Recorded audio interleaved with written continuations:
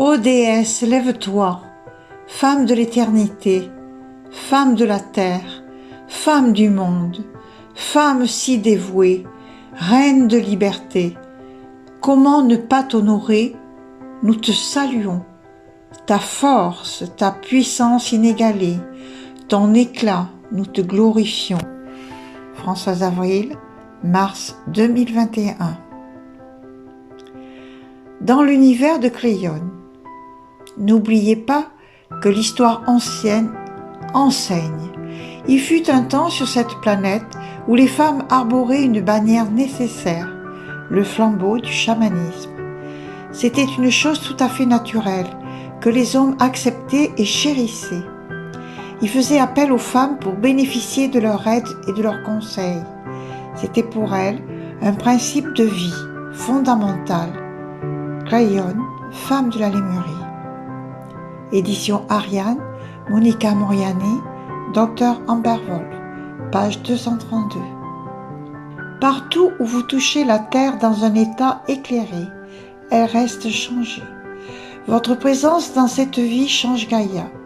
Les vieilles âmes sont à l'avant-garde de ce processus, et moins de la moitié de 1% de la race humaine doit faire ce que vous avez fait pour effectuer un changement permanent sur cette planète, un changement de conscience qui a été prédit pour 2012, Cléione. Les hommes doivent apprendre la gentillesse. La mission des femmes est d'enseigner la gentillesse aux hommes. Il est temps que les hommes s'assoient et écoutent. Il est temps que les femmes se lèvent et parlent. Il y avait une reconnaissance entière et complète de l'importance de la sagesse féminine. Cléione, page 140, femme de la Lémurie. La connexion entre l'hindouisme et la Lémurie est représentée par le lémurien Gurudeva. Dans l'univers de la doctrine secrète de Blavatsky, la race mère de l'humanité, l'île Blanche, située quelque part sur le désert de Gobi, reste le phare de tous les maîtres des maîtres, environ 60 000 ans avant l'ère chrétienne.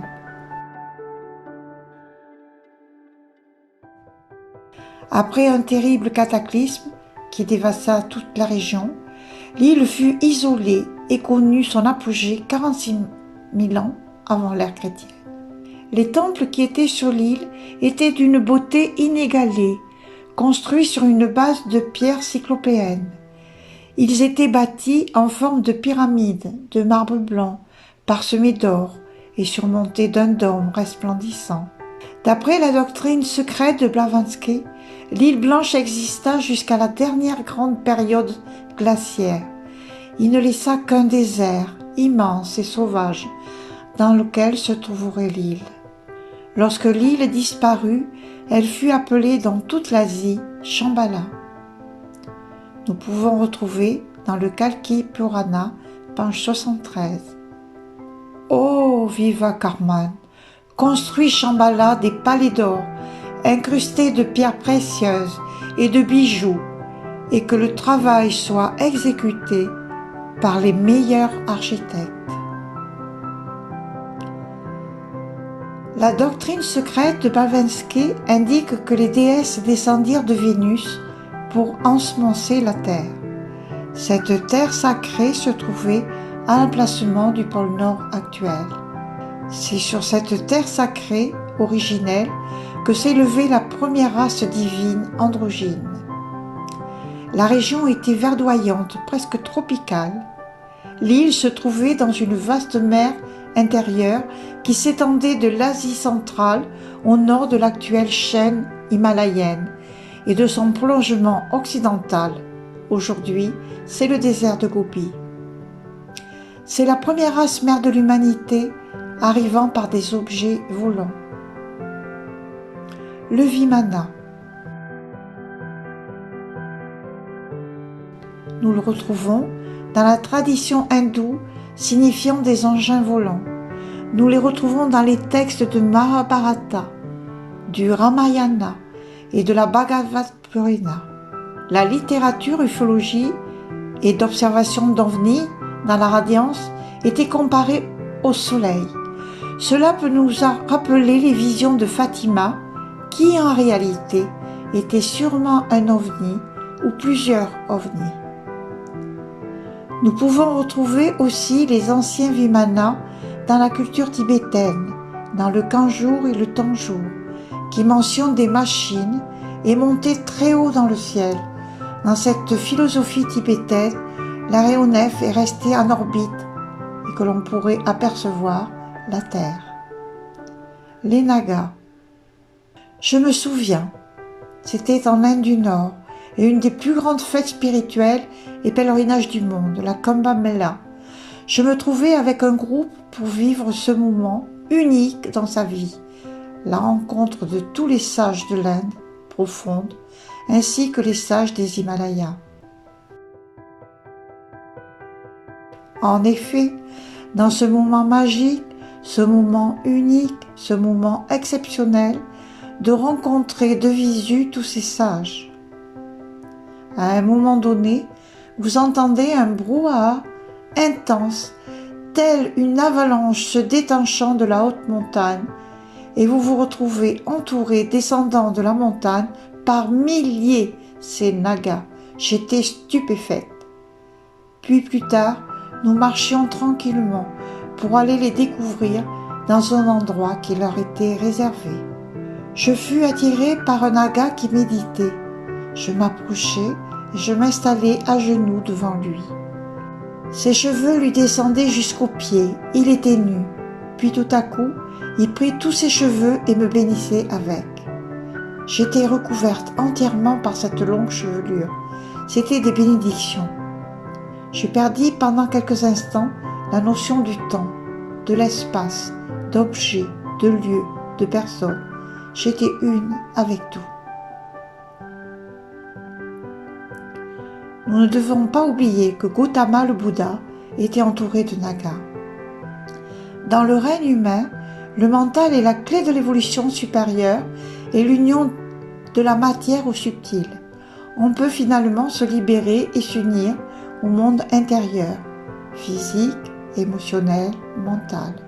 Retrouver le discernement, activité, lucidité, perspicacité, adaptabilité. L'évolution du mental atteindra ses points les plus élevés dans les 500 prochaines années. L'homme a développé son mental pendant les 3e, 4e, 5e races mères. En parallèle, il a développé l'intuition.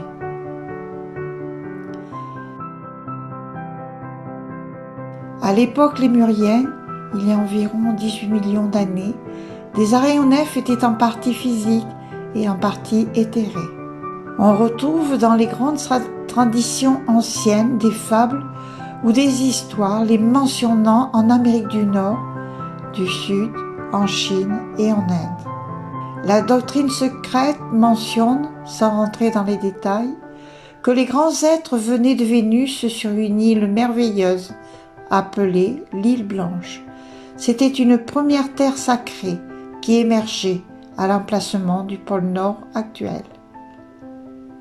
C'est sur cette terre sacrée, originelle, que véhicule la première race divine et androgyne venant de la planète Vénus. À cette époque, la région était verdoyante et presque tropicale. Elle se trouvait dans une vaste mer intérieure qui s'étendait sur l'Asie centrale, au nord de l'actuelle chaîne himalayenne et de son prolongement occidental aujourd'hui. C'est le désert de Gobi. Cette île immense n'était pas déserte et servait de demeure aux derniers vestiges de la seconde race mère de l'humanité et de ses adeptes. Ces dieux se nommaient Kumara, incorporels, physiquement et spirituellement, dans les corps et les consciences, des êtres purs, hermaphrodites. La race lémurienne accéléra le processus d'éveil mental et actuellement une forme d'illumination et d'inspiration intérieure. Pour ceux qui n'étaient pas trop évolués, continuaient leur chemin normal. Les lémuriens possédaient et s'exprimaient dans un langage articulé, le zanzar. Il s'agissait d'un langage pictographique et symbolique constitué de figures géométriques de différentes couleurs, chacune d'elles renfermant un sens particulier. Cela nous fait penser aux lignes de Nazca ou les crocs-sacoles dans les champs de blé que l'on retrouve à divers endroits un peu partout dans le monde. Un cercle de culture, ou parfois agrogramme ou agroglyphe, est un vaste motif ou ensemble de motifs géométriques réalisés dans un champ de céréales par flexion et couchage des épis. Source Wikipédia. Les Lémuriens possédaient des dons psychiques inconnus de notre humanité. Une protubérance de la taille d'une noix sur le front dégagé. Ils communiquaient par télépathie. Ils percevaient les objets dans la 4D. Ils pouvaient capter le passé, le présent et l'avenir. Et dialoguer avec les animaux, la nature, les plantes et les arbres. Nous pouvons aujourd'hui trouver des lémuriens pure race vivant à l'intérieur du mont Shasta, dans un village construit à l'intérieur du volcan éteint en Californie. Les lémuriens peuvent se rendre invisibles, selon Melchisedec. Les éruptions volcaniques et les tremblements de terre submergèrent la partie occidentale de la Lémurie, et ses habitants se réfugièrent à l'est. Cette région orientale se séparera par la suite du continent pour former Java, Sumatra, l'Australie, la Nouvelle-Zélande et une partie de la Californie. Source des manuscrits chinois traduits. Dans l'univers de Dolores Cannon, dans le livre de Dolores Cannon, Les Gardiens, nous trouvons un passage intéressant. Les surveillants ont collaboré à la formation de l'espèce humaine. Il est dit que vous les associez à des anges, et ils ont participé à la création de la vie sur Terre et à son évolution. Ils participent encore à l'évolution de l'humanité. Cette fois, ils s'efforcent de créer un corps humain plus parfait, d'améliorer sa réaction immunologique à la maladie et à sa résistance de nouvelles pathologies qui pourraient apparaître. Ces nouveaux humains, cette souche humaine, sauraient résister à la plupart des maladies actuelles qui affectent la planète. Nous trouvons aussi un autre passage. À l'époque de l'Atlantide, les extraterrestres échangeaient librement leurs connaissances au niveau des cristaux, de l'énergie solaire et de la technologie. Edgar Cayce, en Expansion de conscience, disait la même chose dans les années 1920. Ils ont été aussi en contact avec la civilisation lémurienne. Les gardiens, venus accompagner l'humain dans son évolution depuis ses débuts primitifs jusqu'à son apothéose spirituelle, afin qu'il puisse s'intégrer à la Fédération galactique, hautement évoluée. L'univers d'Edgar Cayce. D'après le livre L'univers d'Edgar Cayce, page 269, tome 1. Une lecture mentionne un continent perdu, la Lémurie au pays de Mu. Ce continent aurait connu une évolution comparable à celle de l'Atlantide, une brillante civilisation, puis la décadence, amenée par une décomposition des valeurs spirituelles. Le cataclysme, avec de violentes éruptions volcaniques, des tremblements de terre et finalement l'engloutissement au fond de l'océan. Son emplacement au milieu du Pacifique, les îles comme Pâques ou les Marquises, etc., serait le reste des anciens sommets du continent submergé, car il y avait des cataclysmes en Lémurie. Les premiers temples bâtis par Ittar et ses fidèles furent détruits au Ucanta par des bouleversements géologiques. Le continent de Mu aurait existé bien avant l'Atlantide et aurait sombré moins 200 000 ans avant notre ère, à l'époque où le continent Atlante, au contraire, a commencé à se développer. La migration des peuples et particulièrement les déesses enseignaient la loi de l'un. Les habitants se réfugièrent en Arizona, en Utah, en Oregon, au Ucata. Lecture 816, 3. La civilisation de Mu aurait essaimé un peu partout autour du Pacifique, sur la côte ouest des Amériques, en Extrême-Orient, la Mongolie et l'Indochine. La civilisation mongole préhistorique aurait atteint un très haut niveau de raffinement matériel et moral. Lecture de 1067, 4. À cette époque, les femmes jouaient un rôle dominant. Les femmes ou les déesses étaient reconnues à part entière. Cette civilisation est entourée de prêtresses créant des temples en ordre disparus sous le désert de Gobi. Depuis que je suis sur cette terre, une question fondamentale s'est posée, se pose et se posera toujours, ce qui a provoqué maintes expériences à travers le monde. Pourquoi les femmes n'occupent-elles pas la place qui leur revient de droit divin? Si mes nombreux voyages à la rencontre des civilisations anciennes, que cela soit en Égypte, en Israël, au Pérou et dans bien d'autres pays, c'est en Inde du Sud que sans doute la réponse se trouve.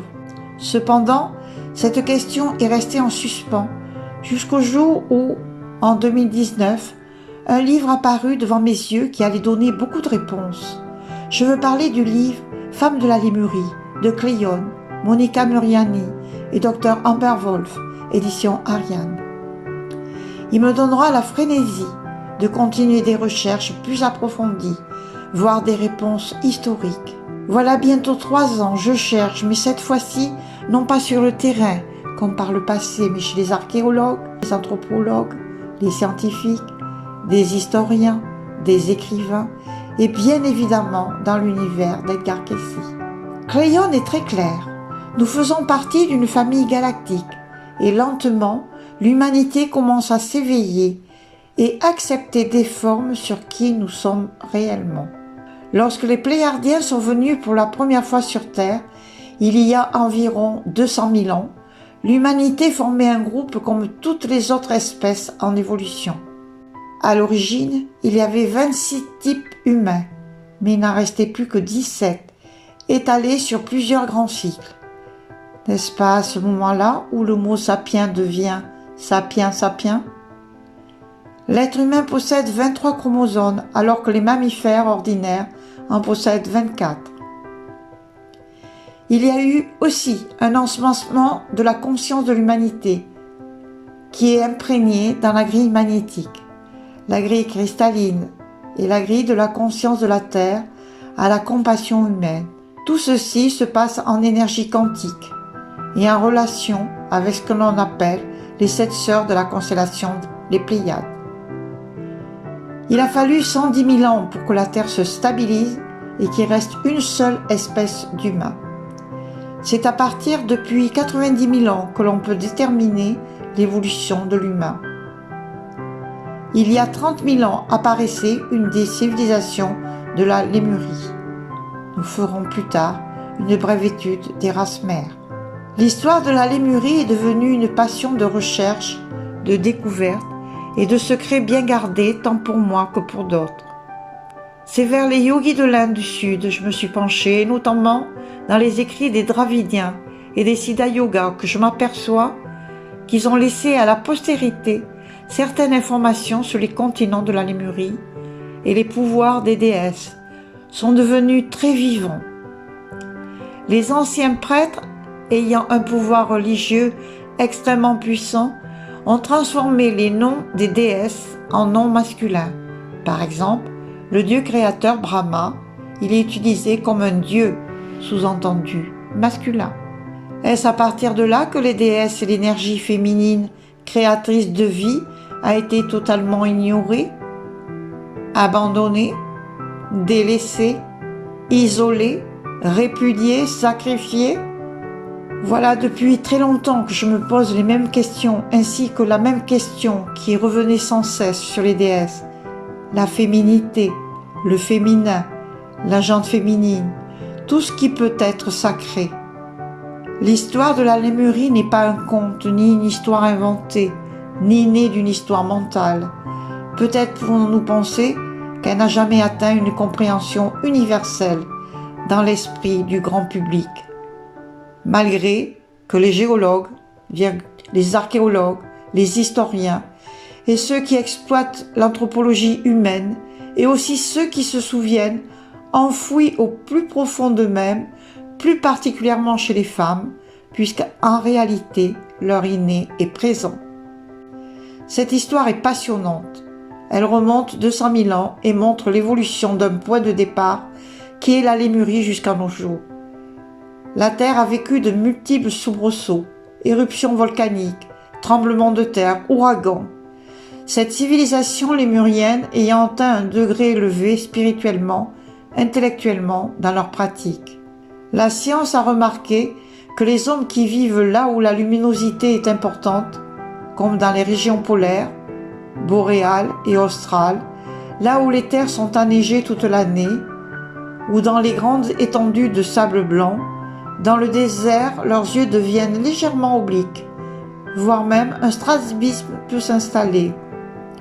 Les yeux demi-fermés pour lutter contre la lumière éblouissante. Pommettes, joues ont tendance à s'élever. Par ailleurs, ceux qui vivent dans les montagnes, qui font des efforts pour aller dans un lieu à un autre lieu, développent rapidement des fortes jambes, une poitrine profonde et des muscles fessiers puissants.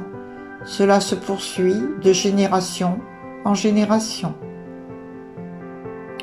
Toute l'histoire de l'humanité a toujours été un grand brassage de races, qu'importe l'argument employé pour justifier ce brassage. Nous n'avons jamais douté un seul instant que les êtres humains pouvaient bouger sur tous les continents et dans le monde entier.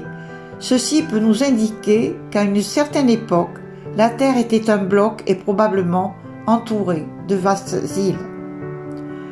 Nous pouvons considérer aujourd'hui que beaucoup de civilisations anciennes ont disparu, mais sont toujours très présentes dans la mémoire humaine. Qu'elles soient de l'Amérique du Nord à l'Amérique du Sud, le Mexique, le Pérou, la Bolivie, en Australie.